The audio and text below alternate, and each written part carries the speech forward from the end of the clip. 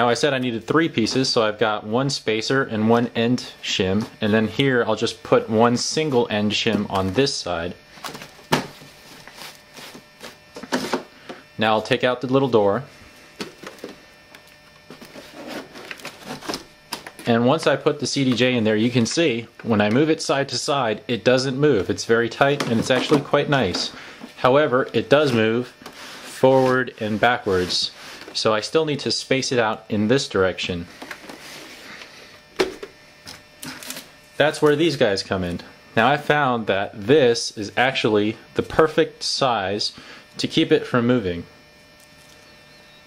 So if I put this guy in here like this, and I put this guy in here like this, it should stay in place.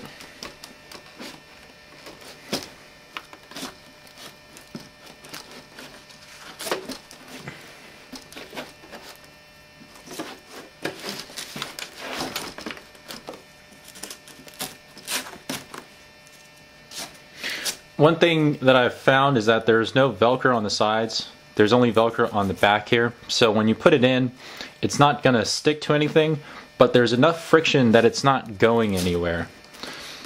So once I put that in there, these shims are not coming out.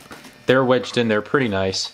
So now, not only will this not go sideways, it doesn't go forward and back. So when you pick up the case, you're going to go like this, and then you put it down, it's going to be going like that, and you don't want this thing sliding back and forth like that, and it's going to bang up against the wires, and it's going to bang up against the front, and it's going to break everything. So that keeps it nice and tight. Then you can also put the door back in, and you've got enough space here that it's gonna, the door will clear itself. There you go. The door clears itself. It doesn't get caught up against the CD player. Once you take the door out, you still got lots of room to put everything in there. And when you put this top piece, you've still got enough access to get to the wires if you've got to pull something out. So that's the CD player. The next piece I'm going to show you is how to put this odd-shaped mixer into the center part. Once we do that, then I'm going to put the wires together and show you how to wire everything in the back. Okay, so now that I got the first CDJ200 into place inside the case on the right hand side, I'm going to put the mixer in the center. One of the problems with the mixer is that it's got a very unusual form factor, which I was talking about earlier. It's rectangular, and when you put it in there, you can see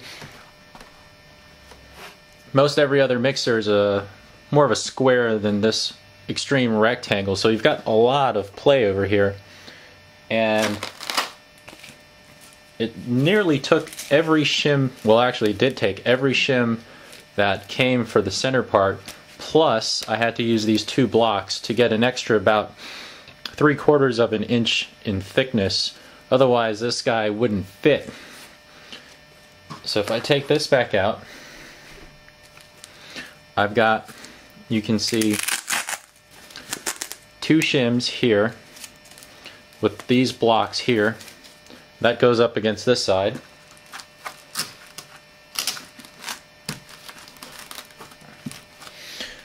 And then on the other side, I've got 1, 2, 3, 4 shims, and the outer shim is that flat finishing shim.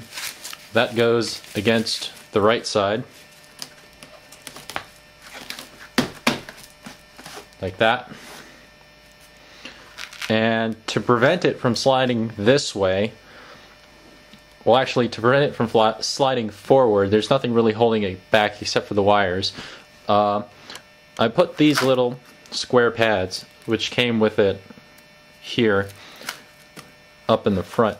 Now, one thing you have to be careful about with your mixer is that when you put this door in here, it's got a piece of foam, so it's got added thickness to it. So you don't want to have your mixer coming so far forward that it's impossible to slide this down. The reason why is that this mixer, the one I have, has a bunch of knobs for the crossfader, the upfader, and for your headphones and your headphone jack in the front. So if you put this thing over here and you put it like that, if you can see, those buttons are going to get in the way of the door. So that's why I put these two little spacers here, so that once you push it, this is as far forward as it's ever going to go. And that door goes in and out super easy, no problem. And you can see now, let's see, there we go. You can see all the shims on the left side with the two big spacers here and there, and the shims on the right side. And now this thing doesn't move side to side, and there's also a little gap here because of the two shims, and that gap turns out to be just big enough that you could do something like this, and you could have something sitting there and just standing by. If you want to play it, you can throw a couple CDs in there and have quick access to it.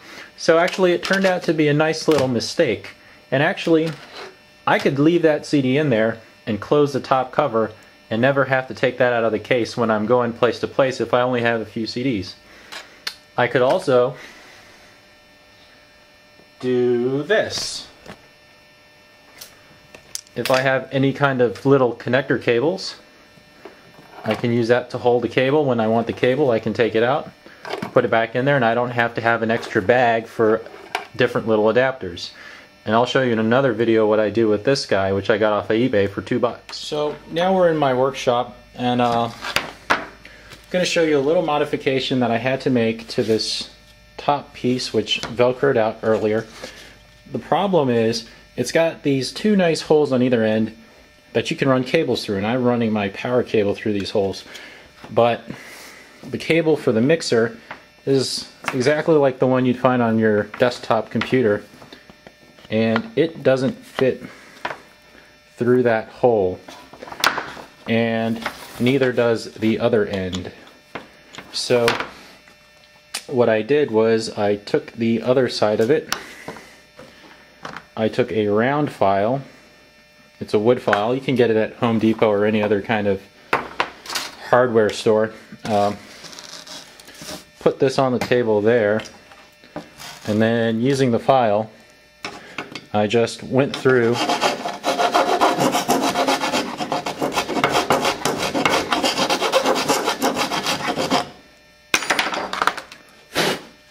and I expanded out that hole until it was big enough that this cable now passes through there. I can run my power. Now what you'll notice with this piece is that it's first of all made out of wood, and it's got this nice black paint all around it, including inside of the hole here.